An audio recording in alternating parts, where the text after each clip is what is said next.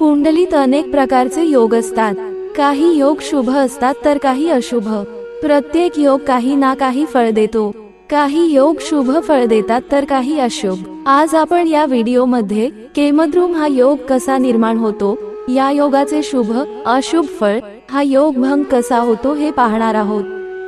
केमद्रुम योग कसा निर्माण होतो। चंद्र हा मनाचा कारक ग्रह आहे।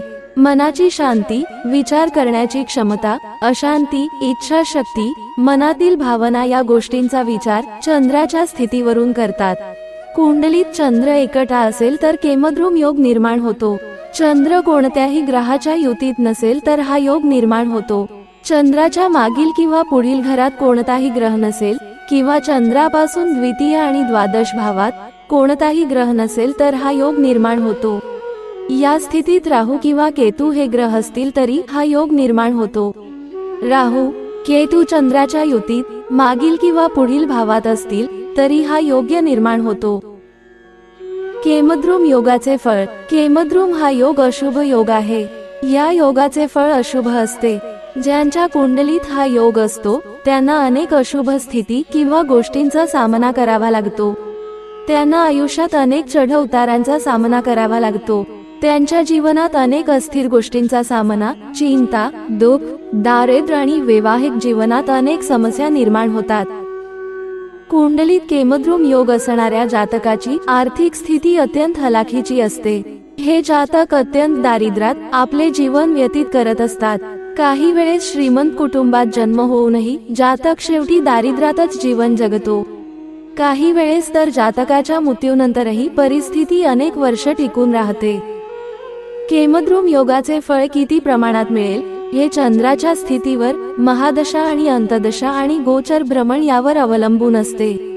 चंद्रावर एकाही शुभ ग्रहाची दृष्टी नसेल तर चंद्र स्वतः पापी, क्षीण, अशुभ, नीच अस्त।